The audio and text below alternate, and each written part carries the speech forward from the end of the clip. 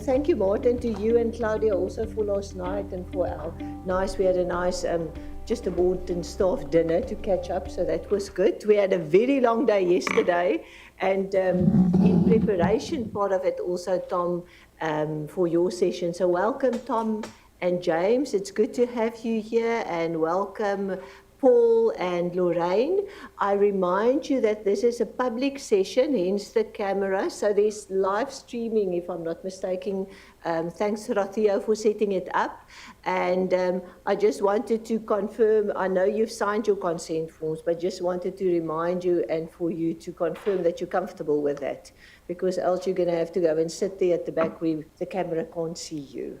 All right, I think we can get going with all of this. We have Tom and James. Yesterday we had our preparation session, as we always do, where we get the feedback from our observer at the last meeting, which was Janine, and we go back to our public interest issues, which we discussed, and so on. And then, as always, we try to just distill our comments, which I'll share with you, that came out of that session. We also obviously saw your report and we saw your slides. I am going to first let you talk to the slides, of course, but we have said for purposes of this session, we're going to focus on sustainability because it's just so important.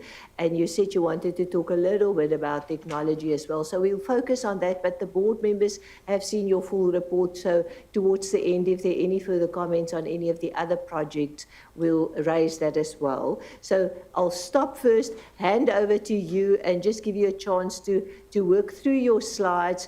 And you must just tell me, do you prefer for the board members maybe to wait until the end, and then we can raise the questions and comments? Let's do it like that. Is that okay? Well, I won't go, I'll break after sustainability. And then, okay, perfect. Okay. And then maybe when you get there, I'll give the first round of comments that came out of our preparation, and then we just deal with the other questions and comments. Thanks, Tom. Thank you. Well, good morning, everyone. It's great to be back in Madrid and with you. I think it was about 5 years ago that I came here first. He came even before I was appointed, and got to see this group in operation, and Arnold brought me, but it's crazy to think that we're now into my second sort of full strategy term that I've had a hand in crafting. And I hope, obviously, that some news will come back that we're in full certification mode and we can publish our second strategy with the PIOB support next week. But why this strategy is really important is that we are, as a board, taking on issues of strategic consequence right now. That I think will have a long-term impact on the value and attractiveness of audited assurance. And the two topics I was asked to address today, I think, are really important examples of that. Sustainability, and then the question of technology and how its rapid advances will impact the world of standard setting, audit, and assurance. So both projects are obviously at different stages, but they're also at stages that lend themselves to feedback. So I look forward to discussion today. So on 5,000, where are we? So as I think we're sort of rounded and taking sort of a horse racing metaphor, rounded the turn and going into the home stretch.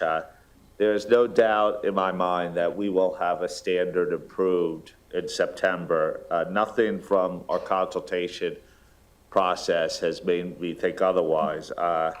So as I would describe myself, my mood about this is that we're cautiously optimistic that we'll be there. We're optimistic that our standard can both address all the comments made, and secondly, that will ensure that our approach will garner global support. I think when we met last, the comments were just coming in, and we had no opportunity to really assess where they would come in, the consistency of the themes on it. Of course, we were benefiting from the 500 people that that participated in our 8 roundtables throughout the world. But where are we? So this number shows 143 comment letters that were received. In fact, it was 145. We say 143 because 2 comment letters came after the deadline, so weren't included in the original official analysis. So to allow for, I know we have a bunch of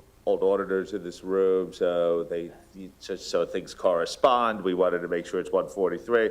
We post the other 2 letters. We're not ignoring them. They're important letters. We still assess them, but for the comment analysis, it was 143. A few things, because this group is very concerned about the breadth of comments, as you could see, it's both broad, professionally and geographically.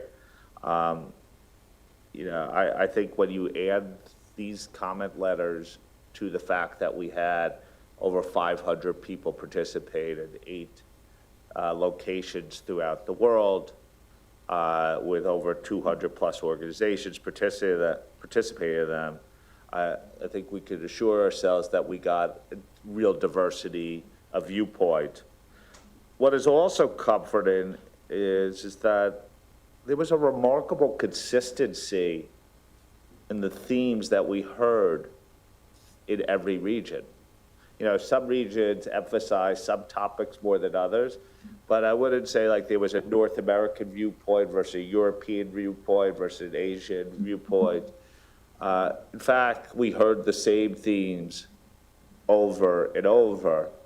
And this divide between that people have often referred to of professional accountants and non-professional accountants, practitioners, didn't emerge, though there are some practicalities that were referenced throughout the process. Now, that may be the end of the formal comment period, but we are thinking about global support and also understanding the comment letters. We're not dropping consultation at this point. We will consult with a large number of groups from now to the finish in September. So clearly at the top of our list is IAASB. There's a lot of issues to coordinate on. We're highly engaged with IAASB. The monitoring group and other regulators, we'll meet with the monitoring group tomorrow, obviously, but very much on top of our list. Our reference groups, both non-accounting and accounting practitioners, are being engaged. We're meeting with the reporting standard setters frequently, the IAASB, GRI, and FRAG. Are engaged with ISO continues, and the International Accreditation Forum. We're undergoing a similar exercise to IAASB as it relates to quality management with them, and we have our National Standard Setters Group meeting. Not on this list, but sort of specifically, but other things, we're very conscious of European timelines.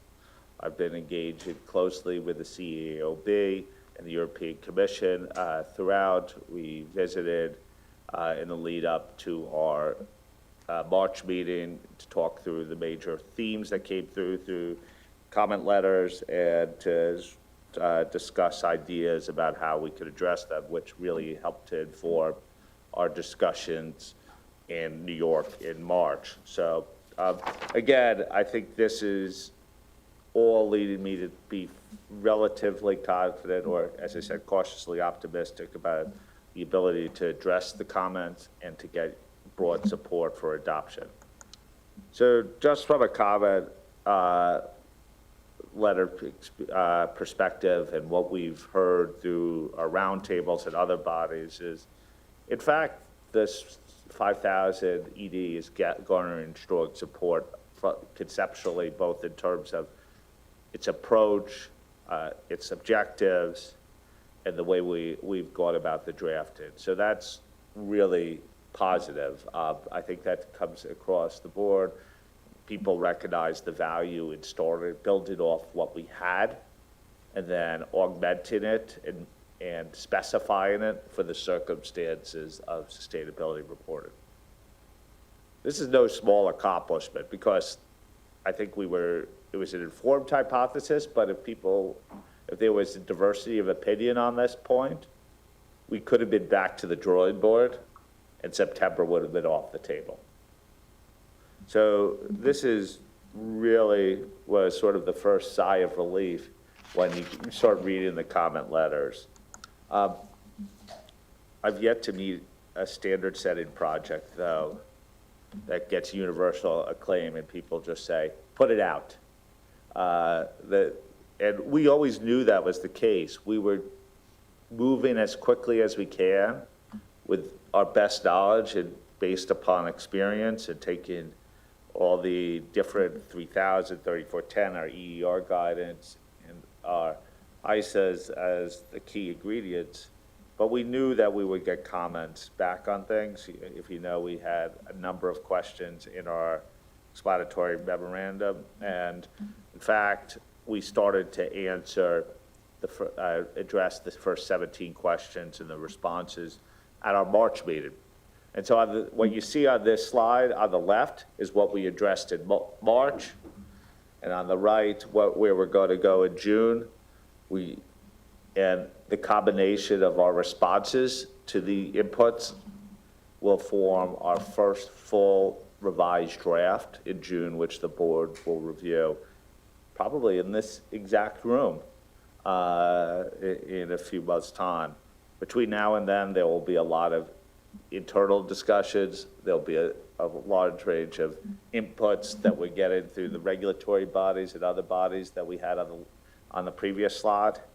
But, you know, these were the key themes that we had throughout. So like the scope and applicability, definitions. People, I've learned in this world of standard setting, people love to talk about definitions.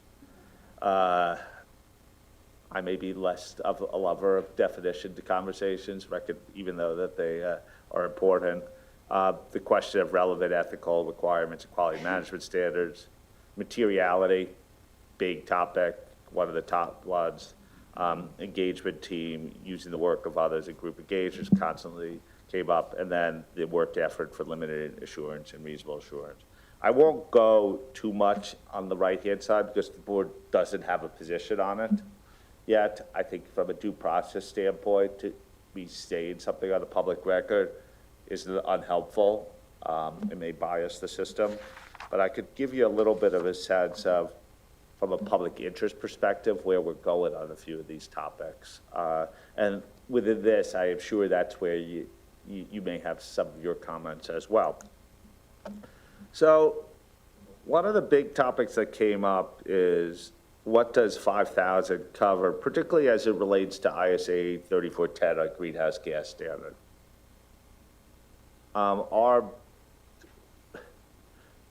This is relevant because the greenhouse gas standard is used quite a bit still, and many of the initial reported will only be on greenhouse gas in some jurisdictions. However, the clear intent is to make 5,000 an umbrella standard on sustainability matters. And so what we heard is that there was some confusion about the status of 3410. One of the reasons we kept them separate was because our risk assessment requirements on 5,000 for limited assurance versus 3410.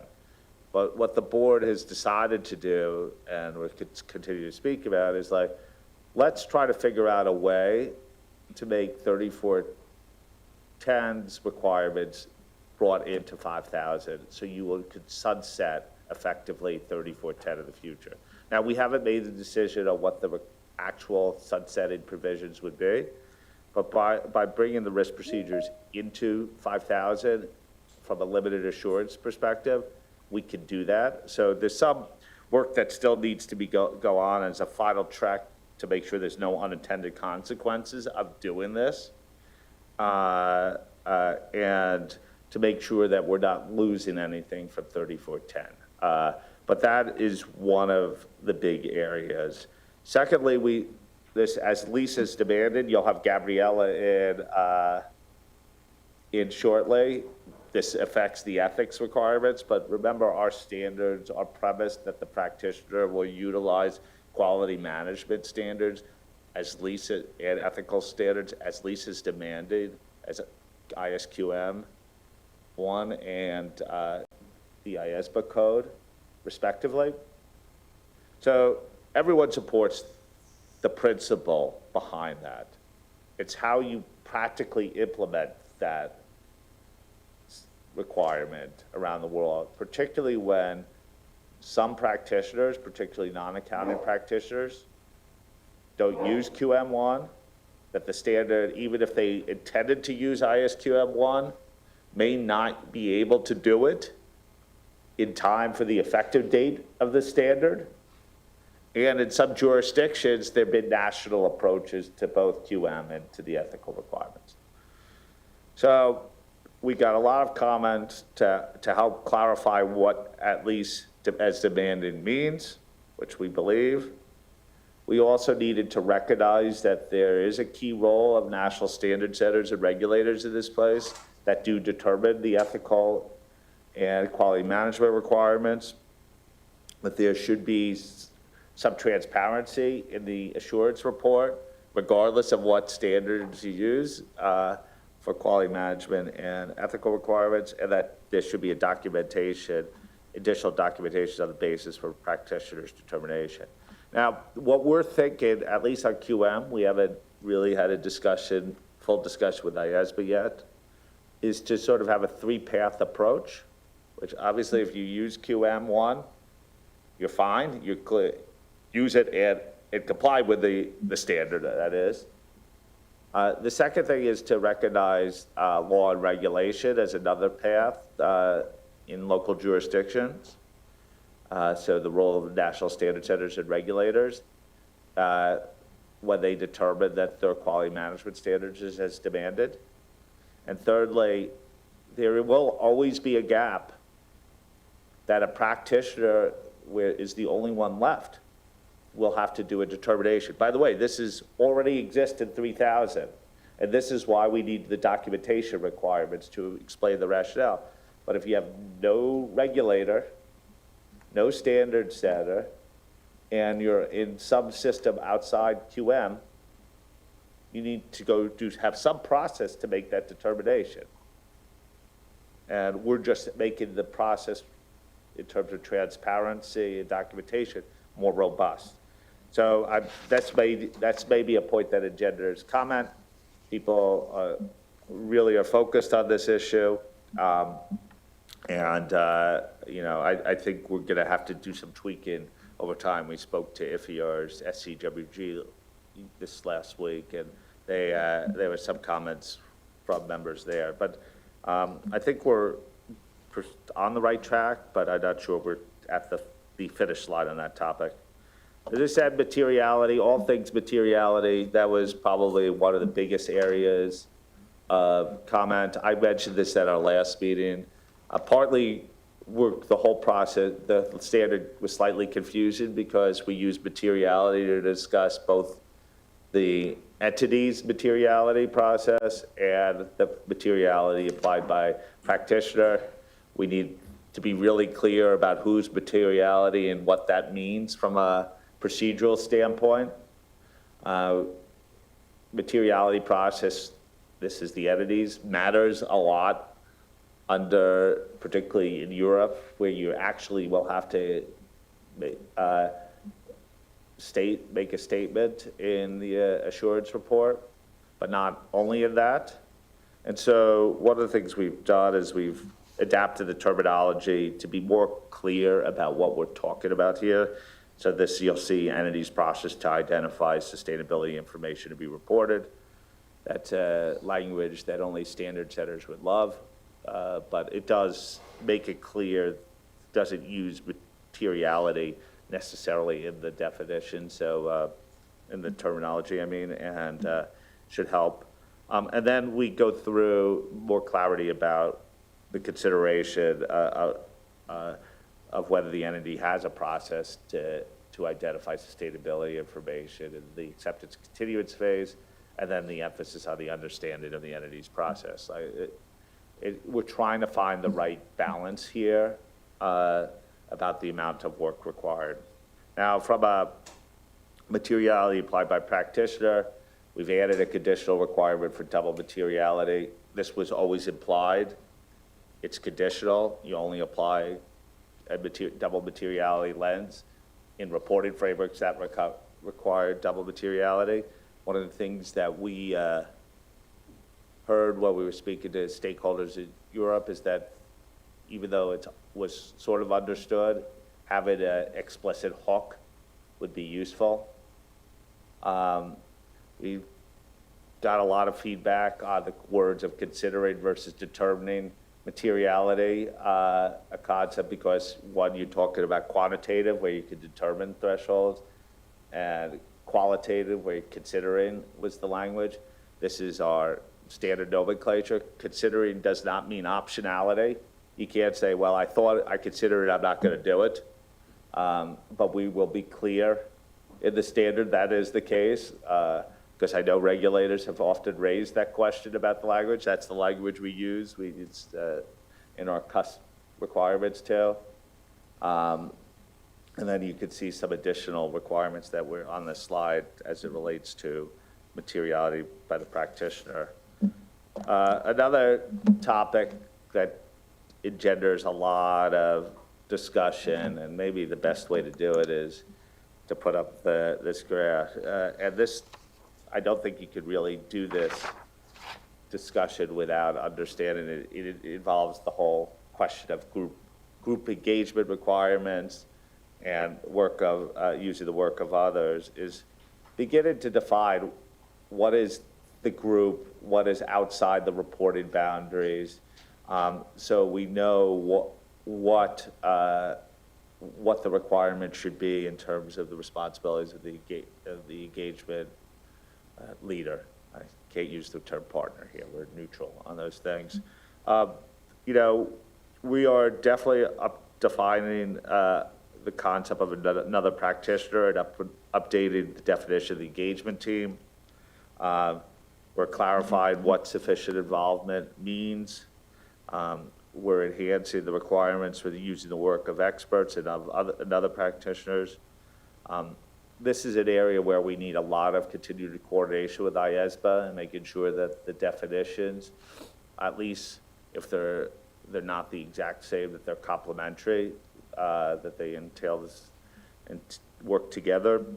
One of the things we heard from regulators and others is that we need more requirements and guidance as it relates to group engagements. We're not going to put 600 in 5,000, but we are going to put the key elements of 600 in 5,000. And we're retaining the new definitions as it relates to groups. And we've added requirements related to the overall strategy and engagement plan, including additional requirements if information is from multiple entities or business units. We emphasize the importance of two-way communication and additional requirements for the entity's aggregation process.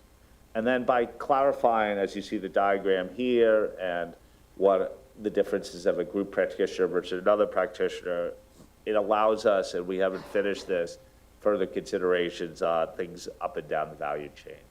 So we're making progress. I think this is an area that we're going to continue refining over time, but we needed to come to grips with the definition of a group for this purposes, and then it allows us then to unlock what the roles and responsibility is as it relates to the components, both inside the reporting boundary and outside the reporting boundaries. So I'll pause there on 5,000, and I'm happy to initiate a discussion with you.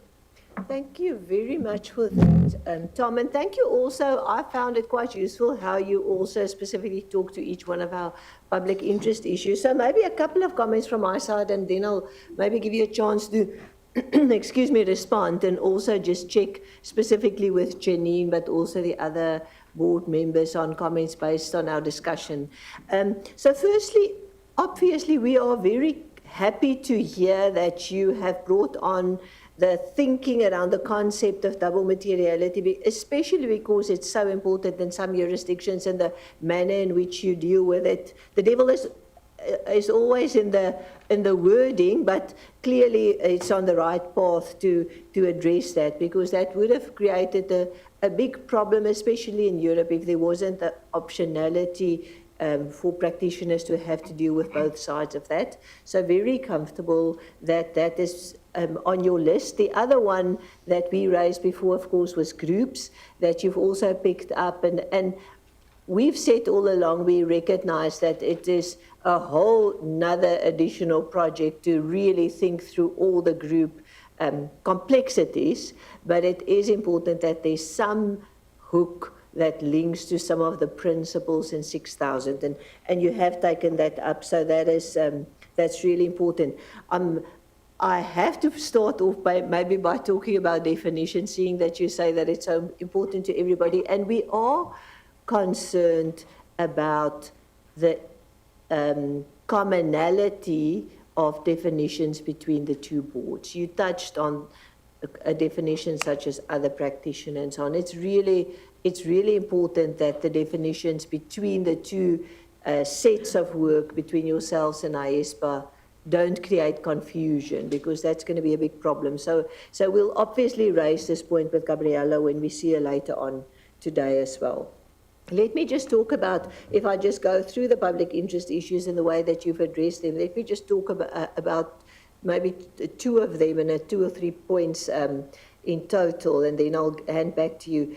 On the issue of, or the concept of as least as demanding when it comes to the ethics code, yes, you're right. You obviously need to make provision for all options, and obviously, ideally, you want practitioners to comply with ISQM1, but we recognize that's option 1 or first prize, so to speak. We recognize that there are countries that have different regulatory requirements, which is your option 2.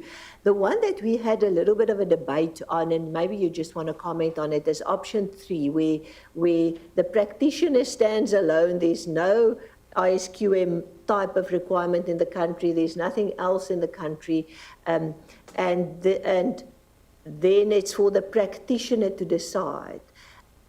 It would be useful if the steers very strongly towards ISQM1. So we also hear the debate you had at the board meeting around what do you do in the instances of voluntary assurance, where a practitioner is asked by the preparer to perform an assurance engagement on a sustainability report, and you might argue that that isn't that block, but maybe some voluntary assurance engagements is already in a jurisdiction where ISQM1 is being used. So we were a little bit unsure and uncomfortable about the practitioner having to make his own decision. We do understand that there are some of those instances, and possibly is it necessary to have a strong steer towards ISQM1. We also recognize that it's probably necessary to have some sort of transitional arrangement in this, because there is, as you rightfully said, more work to be done, development to be done over time in this area. So maybe just one area for you to, if you want to just expand a little bit more.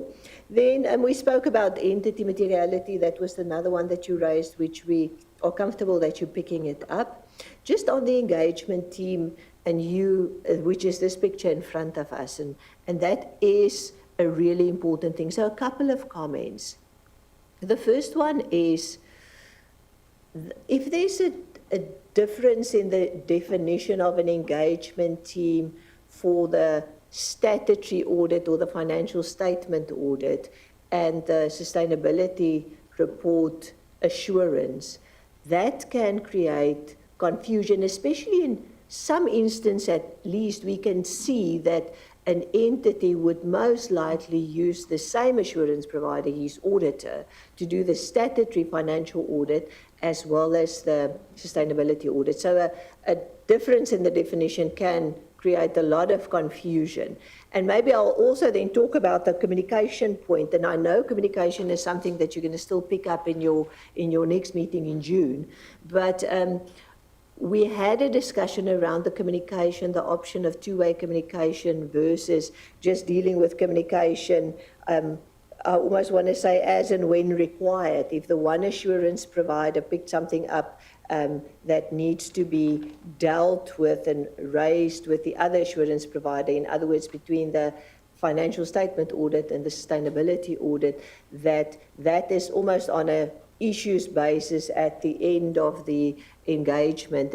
And we were just worried that if you have two assurance providers and you only have that requirement and it's not an open two-way communication, that would put that specific both sets of assurance, the audit and the sustainability report, in a different position than when the same auditor, the same partner, is actually providing assurance on the sustainability report as well as on the audit. And we just thought that not requiring that two-way communication and two-way communication throughout the process is probably not useful, because you might get to the end of the process where you're ready to publish, and some of us operate in a listed company environment. If that comes there and there's a problem, and there can be problems around greenwashing, there can be problems around reliance on internal controls, or there can be problem, and greenwashing links to fraud and misstatement. There can be all sorts of internal control issues that then get communicated. It's going to potentially create reporting deadline problems for listed entities. So we really want you to just rethink, and maybe you want to comment on the whole issue of two-way communication and your decision to go have that conditional requirement versus not two-way communication. And then there's one more. Let me just check my notes. There was another point just on the whole setup of engagement teams. I just want to make sure that I don't miss it now. Oh yes, if the decision, and it's on this picture of yours, where the assurance provider, the partner, needs to make a decision of what is really the engagement team and what will be another practitioner or an expert. And we were a little bit worried that the test there is around the practitioner deciding whether he or she is sufficiently involved in that, let's call it downstream or upstream value chain component audit or assurance.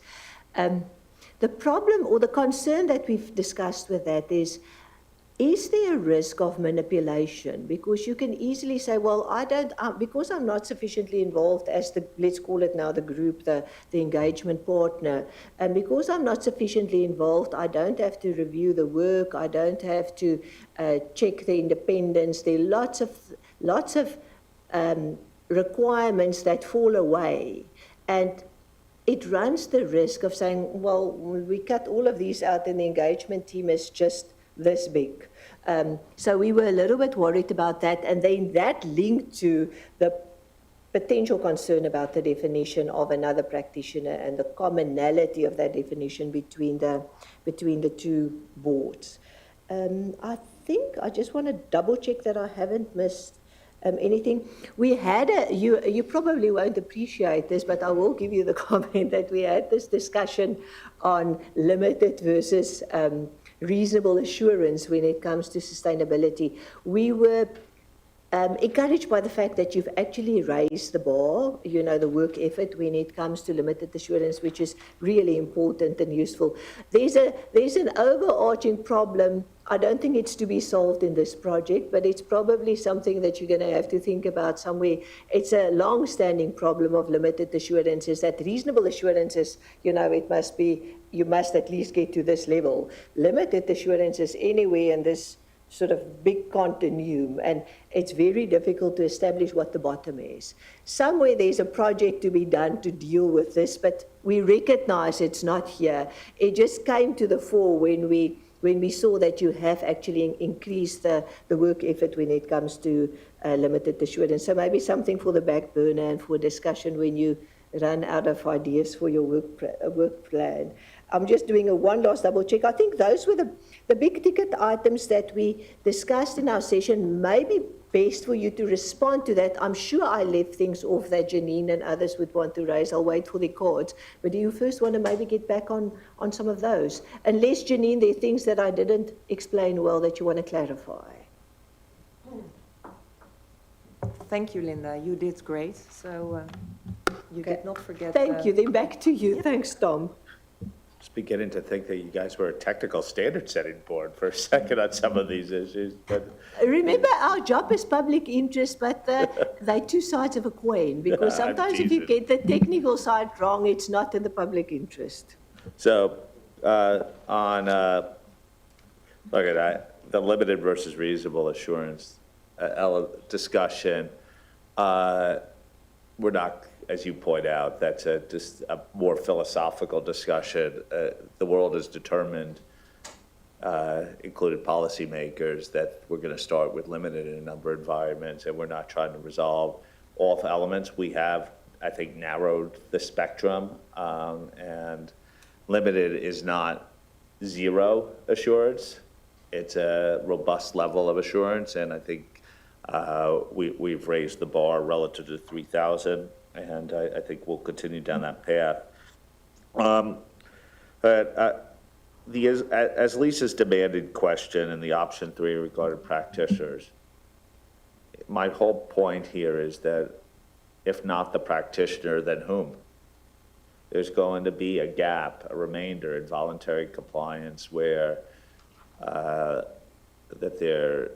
that people are doing it for voluntary purposes, that there's no regulator, and ISQM1, for example, may not be the standard which is being used by a non-accountant practitioner. We clearly give the steer by being at least as demanding as and requiring an assessment that QM1 is the anchor here. We have not addressed the question of whether the same construction would apply in terms of the IAASB code, because we didn't want to go into that without having discussions with IAASB about how we would draft.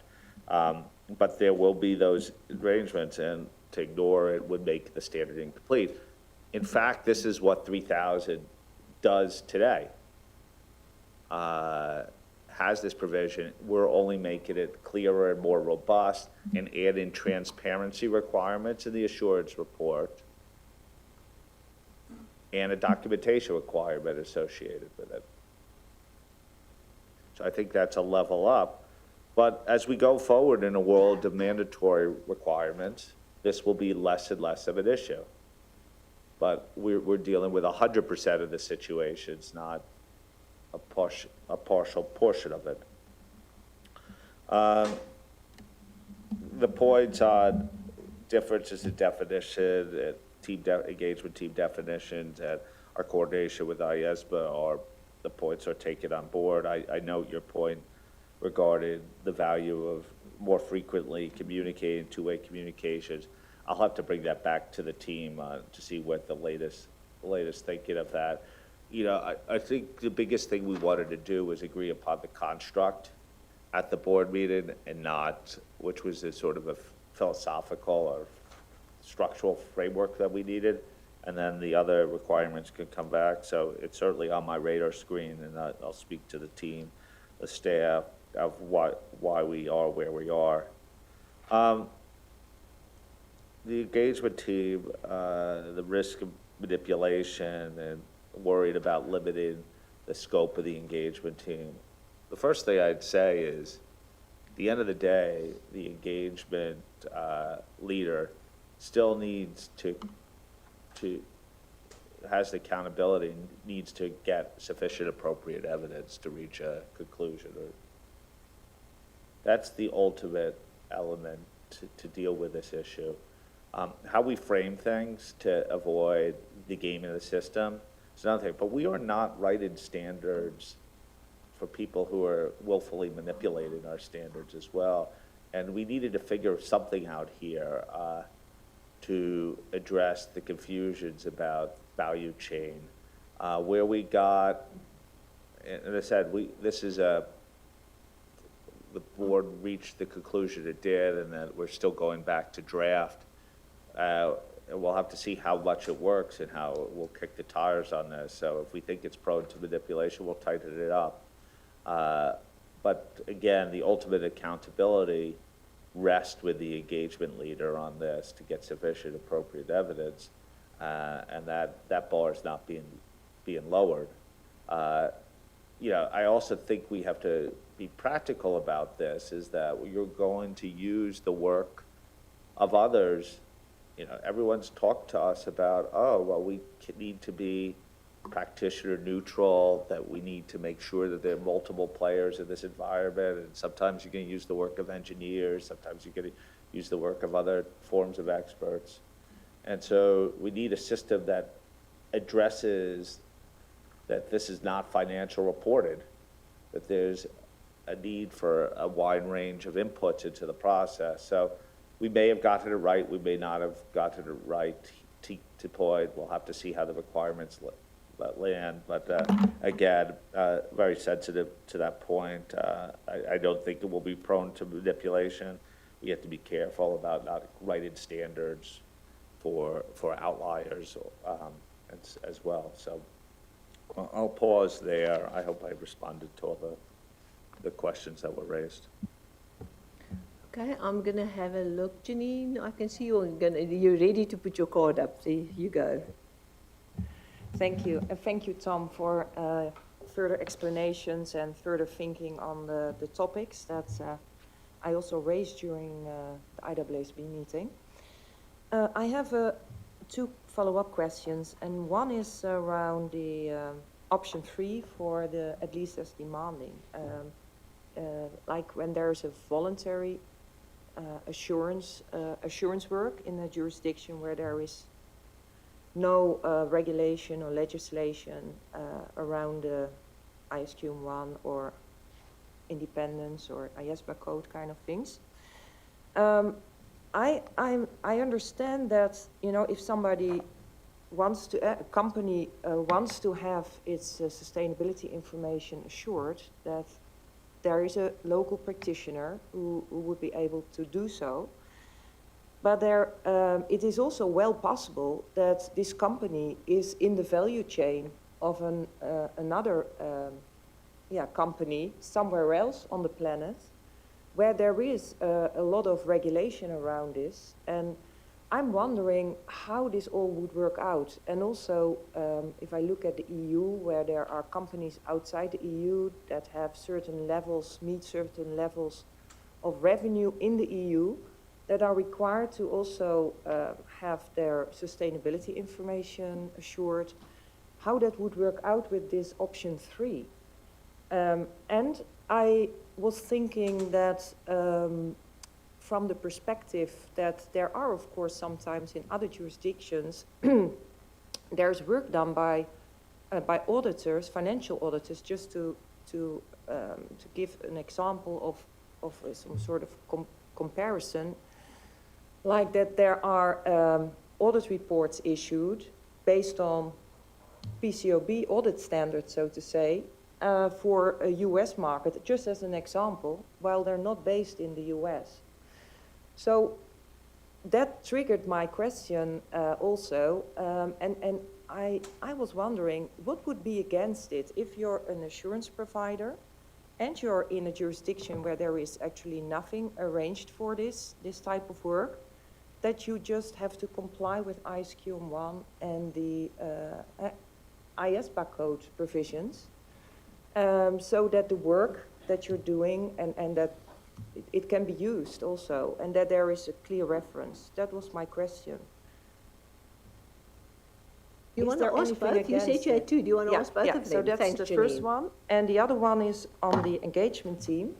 I understand that the value chain is very different and difficult to say that is part of engagement team. But the biggest concern I have is around that the component practitioners could be less than the scope of the financial audit group components. And I don't see a real reason for that, And I understand that you're not writing standards to avoid any kind of manipulation risk, but the standards should drive consistency in the market. That's one of the key principles. And I also am concerned that in the situation that there is this same, the assurance provider is the same as financial statement auditor, what Linda was saying, that there are two different engagement team settings or groups or scopes, and this is very confusing. And the risk that there are less stringent requirements when you're no longer part of the component engagement team because you're out of that scope, so that has impact on the requirements that are in the standard.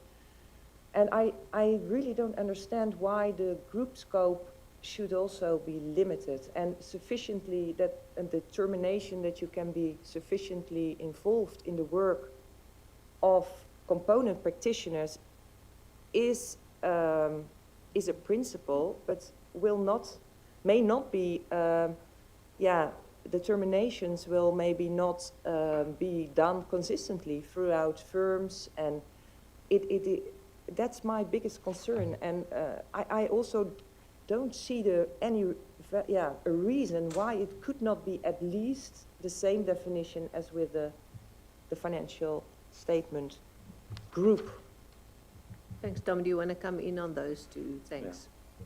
So, Judith, honestly, on the first point, I guess I'm not sure how this addresses the issue of being practitioner neutral.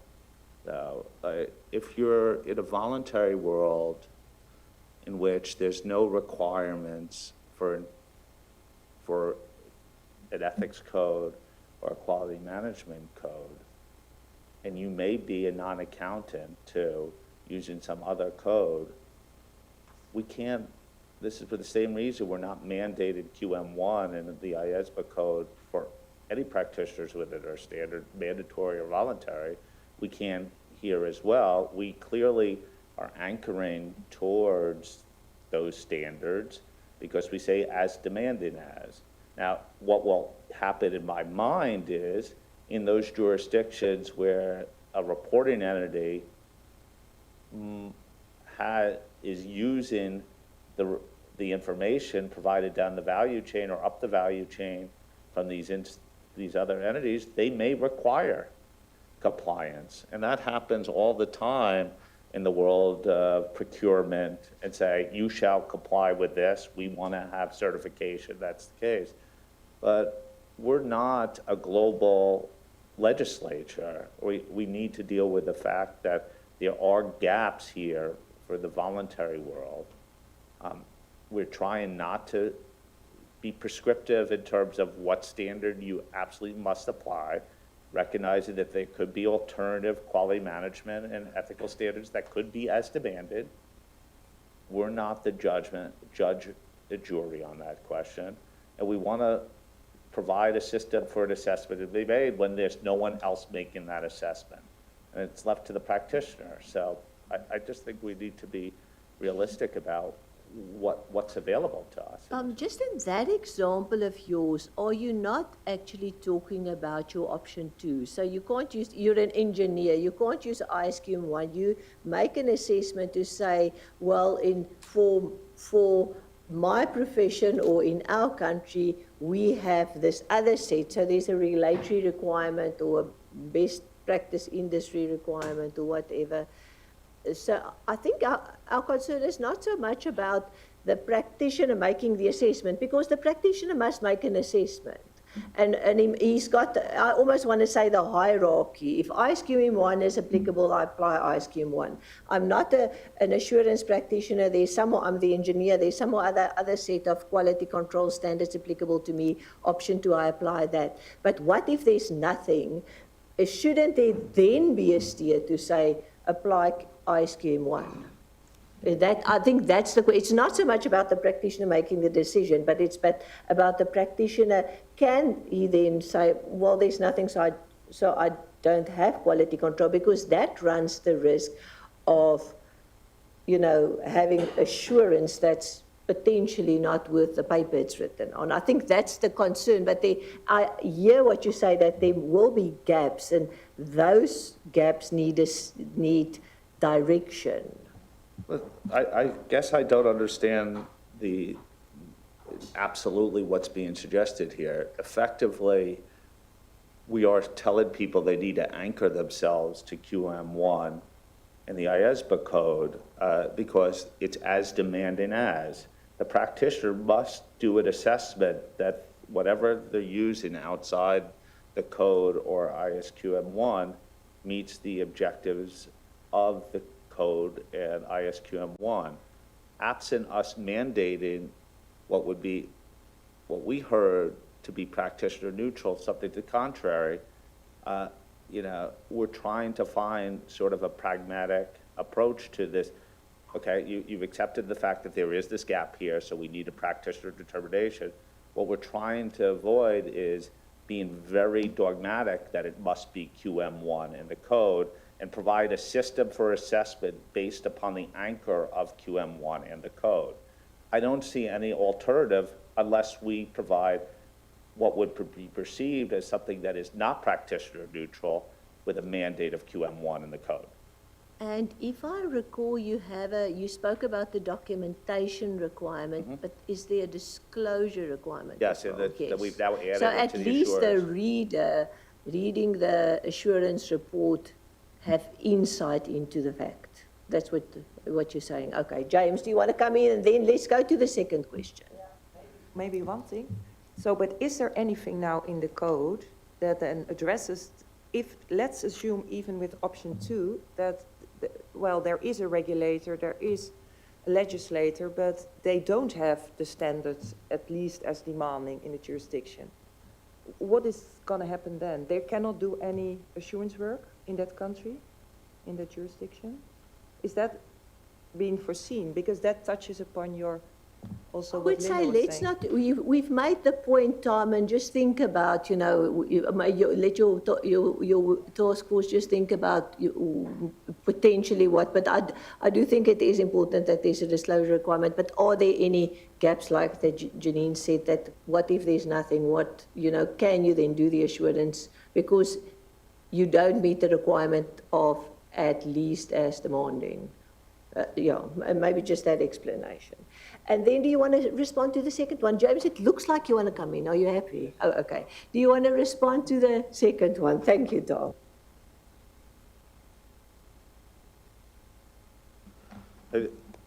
I think you're seeking consistency with financial reporting, but the point would be is that the reporting boundaries will not be the exact same. And so so from a conceptual basis, we'll try to make things as consistent as possible, but the reported boundaries and therefore the components may be different. And again, we're in the phase of drafted right now. I'm sensitive to the points that were raised, and I think we'll just take it back and make sure that we don't create unintended consequences from it. We do want things that are robust, but we're talking about things being reported that are different than financial information here.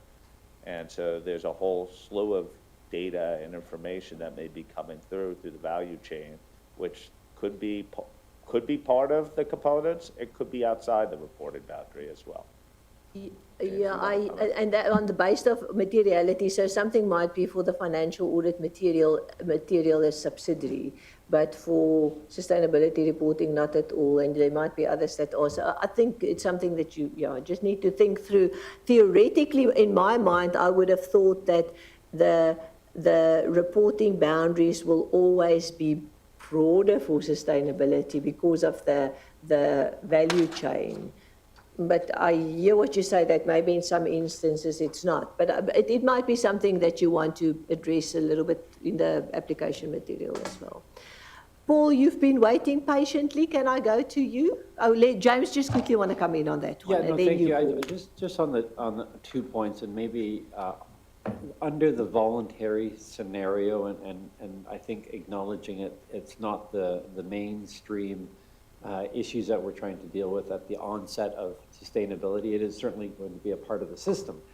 I would just point out that I think in the voluntary situation, the de minimis objective is the use of 5,000. And that in itself is not a given. There are going to be other options, but that is a viable option unless we make it not a viable option. So I think we just want to maintain an understanding that that ISA 5000 usage itself can have value in a global system, notwithstanding the intricacy of trying to create an equivalency in the voluntary situation. So just making sure that we've got our priorities and our balances first. I do think 5,000 itself has a value. The second point is just around definitions and potential confusions between the boards and the various sets. I think it will be important for both boards to understand, and I think in a way help ensure that users can educate themselves or be able to identify the context in which terms may be used. We may not end up with entirely consistent definitions. There is a driver to have consistent terms, and I think that's what's driving in an issue. So I think it will just be important as we bring it to the final understanding is when we say there's confusion in the marketplace, I think it understands extent to which sophistication is being applied in understanding the use and their intentions in the two different reports. And so it will be an area of, I think, how can we educate or help ensure that the confusion is not a technical error. The confusion can exist as long as we're helping them understand that they're being applied in different contexts. So my concern is there may be circumstances where confusion is not the issue. I think it's, do we provide options for them to have clarity?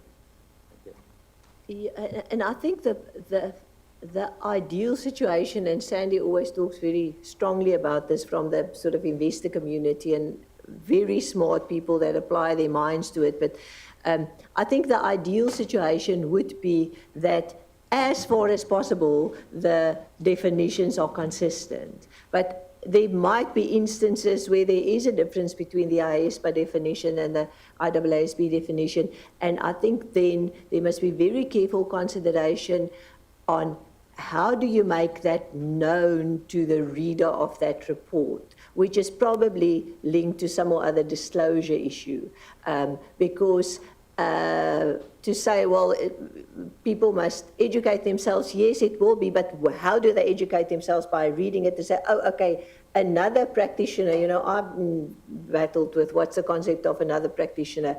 Another practitioner means that. So I do think you must just think carefully that you assist in that education through disclosure. That was my intention. Thank you for expressing Good, thank it very you. well. Thank you. Okay, Paul, your turn. Thank you for your patience.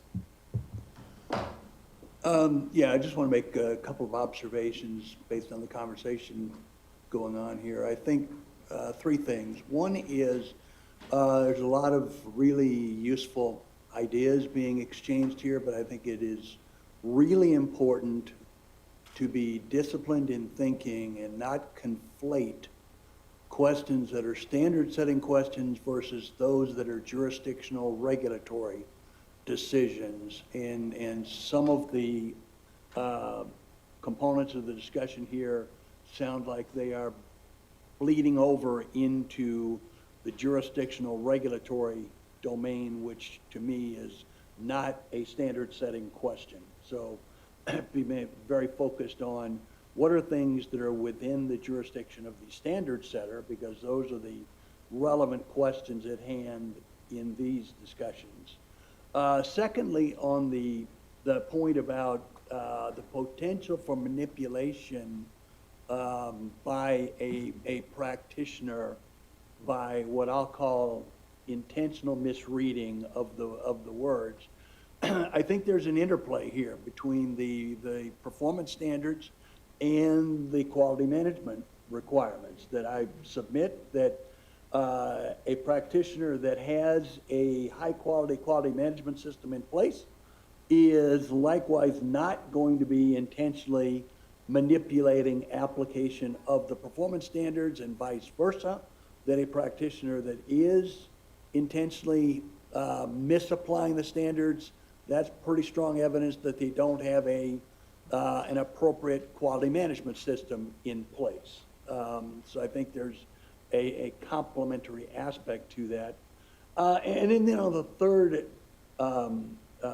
topic that I think I was hearing is, while certainly I think there are going to be a lot of things that are complementary in terms of how we think about a financial statement audit and how we think about materiality and organizational boundaries and the like, I don't think we can go into a sustainability engagement with an assumption that those things are always going to line up. I think organizational boundaries could certainly be different. Materiality, obviously, can be different depending in particularly on the sustainability framework that is being used. And I think the skill sets of particular practitioners that might be needed are going to be different. So while I think there's going to be a need for commonality, I don't think we should be expecting equality of concepts here versus what's in the comparable ISA requirements.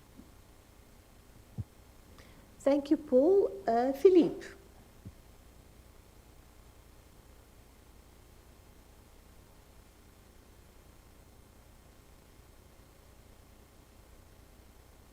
Thank you for the presentation, Tom and James. It's very clear and, to some extent consistent with the vibrations and the feelings I got in December, even if it was not a topic in the agenda, but there were some first comments about the content of the replies at this time. But my only question now is about, the way we can anticipate the future expectation gap on this matter, because I think that expectation gap, unfortunately, is a component of the audit activity. And I'm a bit worried, to be frank, and somewhere disappointed by the 143 comment letters that you got and the spread within the stakeholder group, despite, I would say, the efforts you made with your outreach program. When I see 2 letters from those charged with governance, 14 letters from preparer and users of sustainability information, I think it's a bit poor, in terms of reaction for you to work on a solid basis, I would say, from the client perspective. So my question is, do you consider some maybe compensating actions to get additional information? I know, Tom, that you got, some feedbacks during your outreach program, and you had, I remember, for example, you were requested a quick start program or some clear explanation about limited assurance and blah, blah, blah. But did you consider, for example, to get some resources from IAASB, from the IFRS Foundation, about the reactions, the comments they got in their own process of exposure draft relating to sustainability information, reporting, preparation, and maybe to have complementary, data to include, in this process now, because I think that there are key players who are absent in the replies you got. So how are you satisfied with that, or having the feeling that you are to some extent blind for some part of the users, or how are you going to deal with that?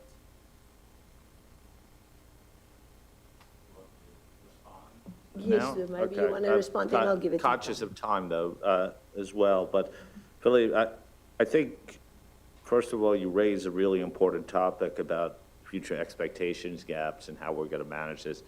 I've raised this topic a lot of times before, is that we need to have the key stakeholders throughout the world, whether it's securities regulators, assurance practitioners, investors sitting around the table, to help define what good is along the maturity curve. In fact, I was aware of something that's being established within Europe, a private sector initiative. I think others have been pushing for this in other jurisdictions. Australia's talking about it. I think, and so, you know, I think this is really important that the standard setters, both reporting and assurance, and also the ethics standard setters, regulators and investors, along with others, are sitting down and also making public statements to what to expect. It's a real issue. In terms of our common process, I actually, the 143, remember, lots of those letters encompass a large range of organizations that come under the umbrella. Secondly, there are a number of organizations, including preparer organizations, that participated in our roundtables, and investors who are probably more inclined to give their feedback that way, and rather than write comment letters. I think we've gotten it. Now, we are continuing to engage, for example, with European issuers, amongst others. We now have the benefit of having a preparer on our board who is also helping us with that engagement as well. And we won't stop engaging with people from all walks, but I'm less concerned. I actually think we've touched thousands of people in this process in some form.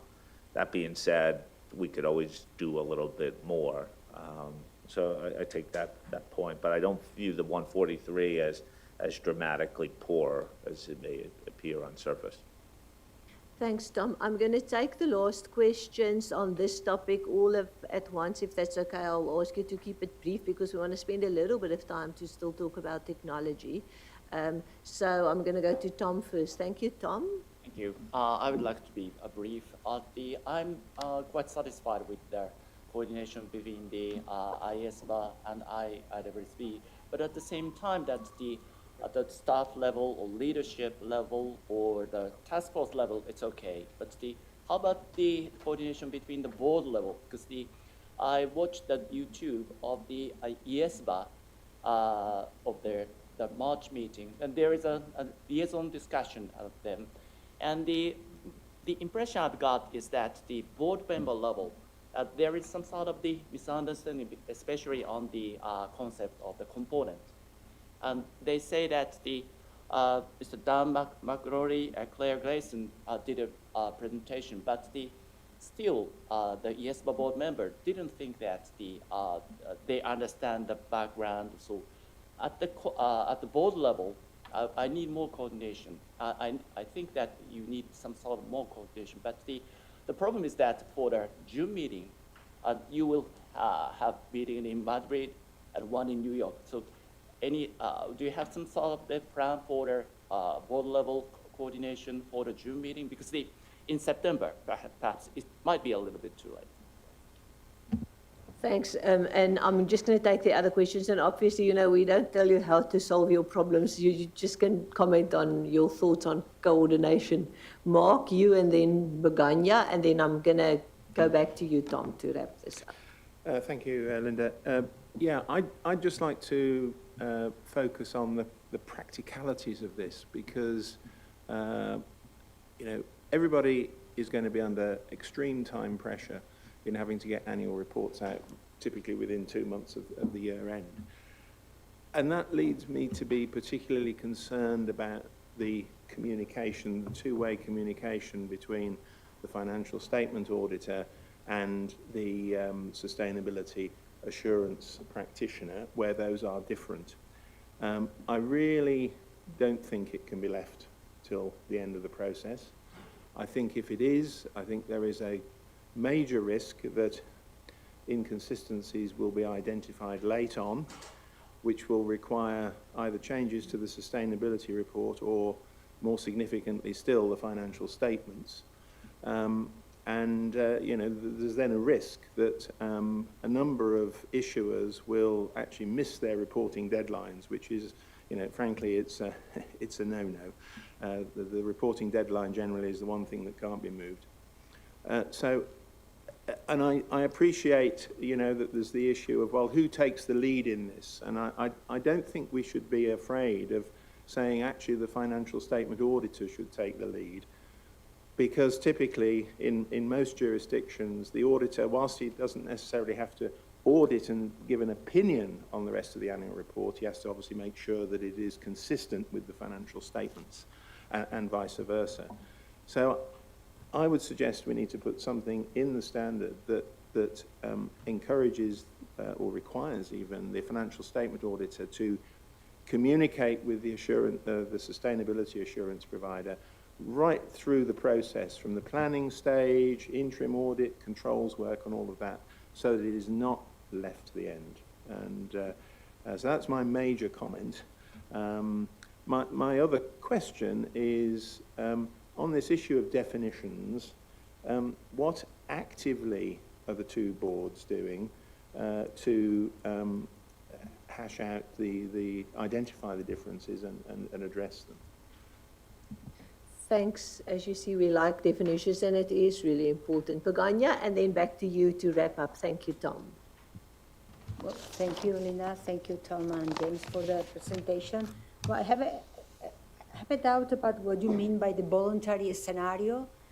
Are you talking about, are we talking about situations in which the sustainability report, or are we talking about jurisdictions in which there are no standards about it? Because to me, both, well, the idea of voluntary assurance should be applied equally to both cases. I mean, from the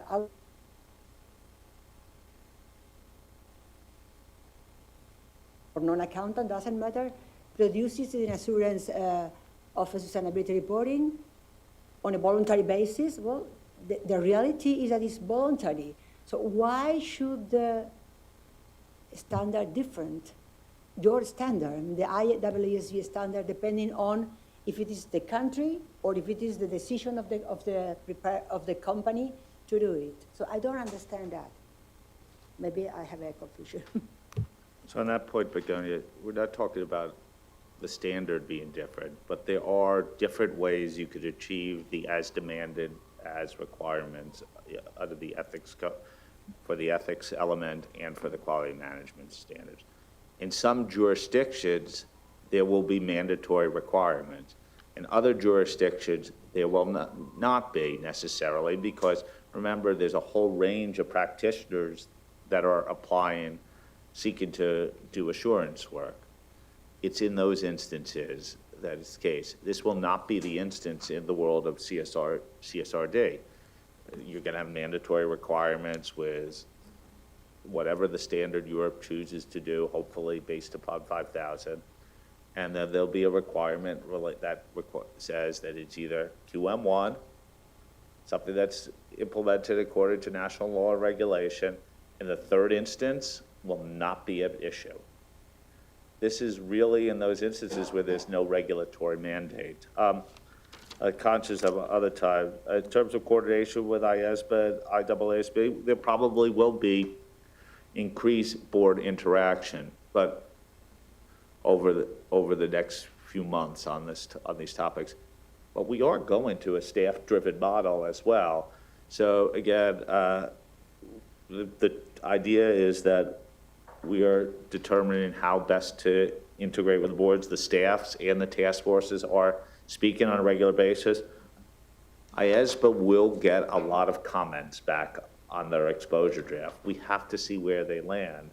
I am certain those practitioners and others who recognize differences between where we are as a board, and they're not great. Where they are going to comment on it. And so there probably will be quite a bit of convergence over time. The reason that our board members did not participate at their meeting was that our board was meeting simultaneously, and that's why we said Dan and Claire, who are our two lead staff experts on the project.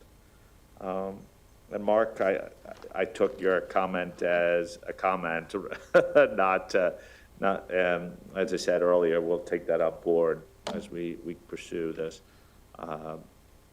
We do have to take into account that there are instances that actually the auditor will be prohibited from speaking to the sustainability practitioner, and in some instances it will not be on simultaneous timelines too. So, but points well taken, and it's definitely under consideration. Thank you very much. And Tom, maybe just in my comment in concluding on this topic before you talk about technology, it probably sounds like very heavy comments, but actually all of these things that we raised, which are basically just around the engagement team and a little bit about getting to that similar bar, is despite that, I just want to say, as the PIOB, we are really encouraged and very positive about the progress, about getting an exposure draft out early, about working through 145 comment letters and doing significant outreach, not just giving the input, but we really see the output coming through in what your board and your staff, excuse me, have been doing on this. It is a very difficult project because, as Paul mentioned, somehow in a way you have to navigate through all these different potential regulatory frameworks without overstepping, because the regulators will do what the regulators and the policymakers want to do, but potentially also being able to come up with a standard that is regulatory basis neutral too. So it's a difficult one, and we really do commend you for the work done. And if you look at that list for July or your June meeting here in Madrid, it's not a massive list. It's probably heavy topics, but it's not a massive list to get through. So well done and good luck, and we're looking forward to seeing the final version of the standards. Do you want to talk about technology? I know it's very early in the process. We don't have lots of comments on that, so maybe just you go through your slides and I'll make one or two comments at the end. Thank you, Tom. So thank you for that, and I appreciate the support. All the comments were taken with that spirit. This is a constrained optimization exercise on sustainability, and so we're not unconstrained. We're getting the best standard based upon what we know and the time frame that we have available to us. In terms of technology, this isn't the first time I've spoken to this board on technology. This has been a pet project of mine for some time, but I thought maybe the best thing to do is explain again where the IAASB is today. Secondly, explain what our journey has been, and it will continue to be. And then thirdly, explain where we're going to go forward here. So remember, our standards today are really neutral as it relates to technology. It's not silent, but we largely have focused on putting principles in place that would not either mandate or even incentivize the use of technology in the audit. We do create requirements as it relates to 315, talked about IT systems. We do talk about controls. We do provide guidance on the application of technology in applying our standards. But we have not really gone into either requirements or conditional requirements in our standards today. Over the time, too, we've launched a disruptive technology initiative and had a digital advisory group who have raised the bar in terms of our understanding of what's happening in the marketplace. and have challenged us as a board to be a little bit more forward-thinking, to think not only about the risk of the use of technology, but how technology could improve audit quality going forward. Now, it goes from the range of technologies from very simple use of technology to more advanced AI. We also had our audit evidence exposure draft out in the marketplace, where the feedback was clear, is that we needed to be more ambitious about how we thought about the impact of technology for the gathering of audit evidence. And our strategy work plan consultation also suggested that we need to do more for the market in relation to technology.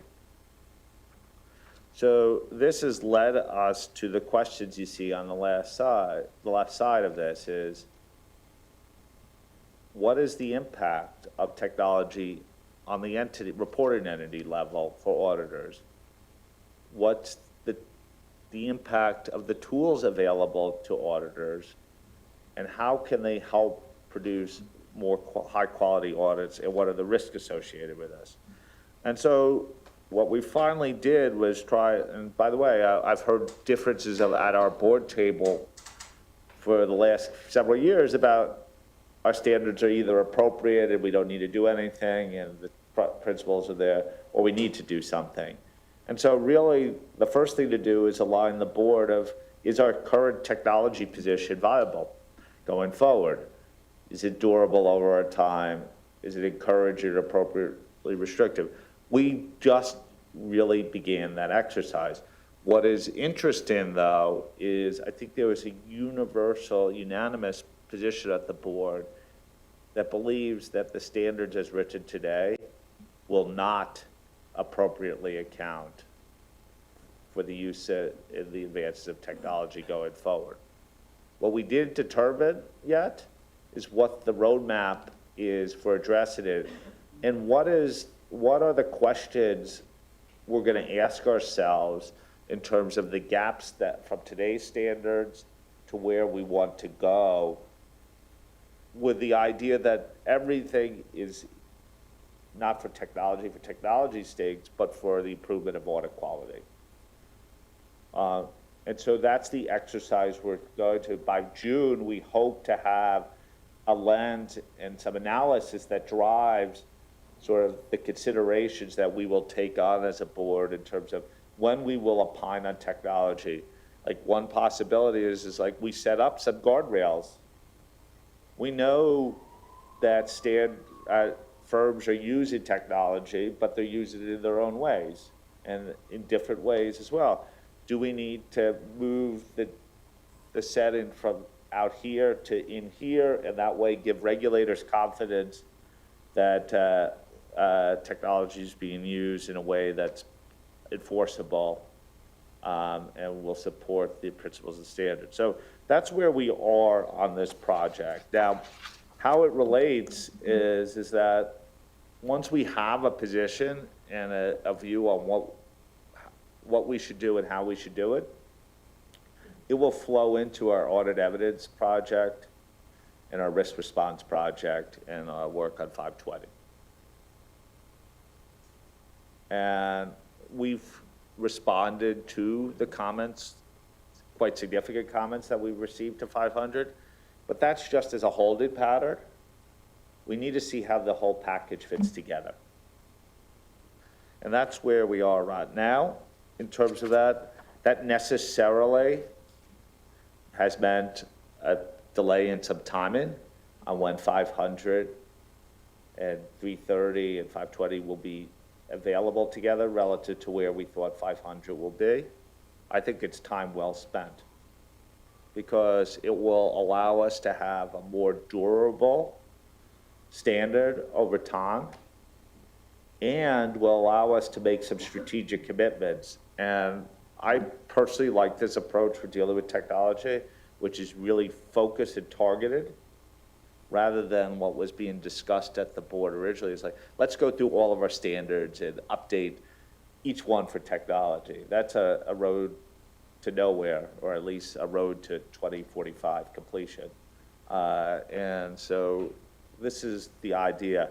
I did include on the slides, because the PIOB has focused on internal control of quite a bit, the issues that we are included in our information gathering for our risk response standard 330.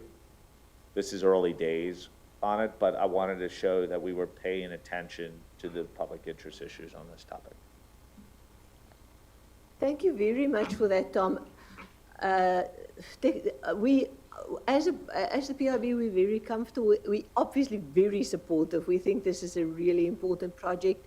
Similar to internal controls, we like this integrated approach. We agree with you. Some of us come from the days of the Clarity project that took very many years. We don't need a repeat of that. And I think if you wanted to just find your way through all of the standards to deal with technology, it might have been Clarity 2.1, which is, we don't have the luxury of time when it comes to standard setting like that anymore. So very supportive. We're looking forward to seeing, as you develop this, to also just see what the specific aspects are that needs to and end up being dealt with, because technology has got very many angles. It's the tools that the auditors use. It's the risk, as you say, how do you put risks around information and risk around misuse of tools and AI and the benefits of that. So there are lots of things, and I know you've all got it at hand.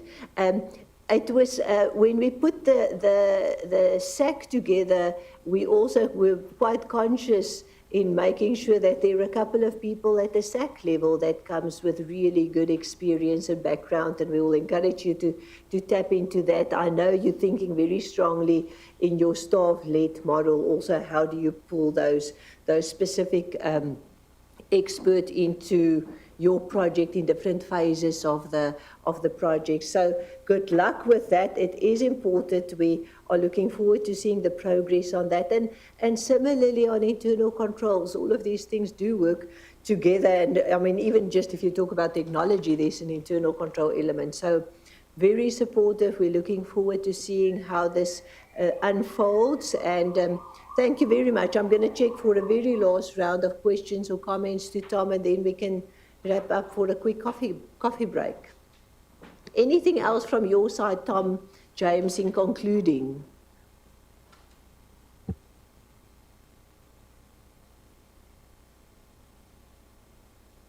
Forcing you to say something, James. Well, we were going to make James do the Clarity 2.0 because he did such a good job on the first time around. No, I wanted to thank, and I think just as we move into internal control and technology, I think the education of the board throughout the process at this time that staff are educating and learning themselves, and I think Tom's session, or the board's session under Tom's guidance, under both risk response, including technology, and including internal control and technology. They were excellent sessions. They were breakout sessions. There was involvement of both boards and other participants around. There was return back, and it was a staff-led session. Those will continue, but I just wanted to say that it's that journey in both of these spaces with staff and at the board, which I think will be important, especially on the outset, because scoping will be the principal determination after the exercise of staff once the board decides on whether it's rulemaking or other initiatives. It's that scoping, and the education is important. Thank you. Thanks, Tom. Just in conclusion, many thanks for your continued support, PIOB. I'm left with the one sort of thought that we're in a really important 3 to 5 months for the adoption globally of 5,000. I understand we spoke a lot about the technical details today, which are really important to get the standard done. But I'm hoping that I could also count upon this group too, to keep things in perspective and also to help advocate for the adoption of this standard globally. Because going back to the first order principle, is that we have one opportunity right now to move towards a global standard and global framework on sustainability assurance. And not everyone will be happy with every element of the project. And we will do the best we can to reconcile different points of view. But it is really important with you, with your policy connections, to keep on advocating for this global standard. And if not now, we may have to deal with this consequence 20 years down the line. So again, really important 5 to 6 months coming up ahead of us. Yeah, absolutely agree. And we haven't discussed this today, but you and me have had a discussion offline also on some of the engagement that we had in our stakeholder community and the comments they raised when it comes to sustainability, obviously also in Europe. So for us, there are a couple of important elements to it. The one is there are a few things that are really important to get in place, because if you don't lay a strong foundation, it's not going to be a strong standard, and it's going to be very difficult to change it, because it's probably going to be around for a while before you start tweaking and changing it. That's on the one hand, but the comment that we keep on making to especially the regulatory community when we have one-on-one engagement is they must also be conscious, we all have to be conscious of the fact that this is the very first important building block in a journey. It took a very long time to get to a suite of audit standards. It took a long time to get to a suite of financial reporting standards. And you always have the expression that perfection is the enemy of progress. I think you say it slightly differently. That's my paraphrase.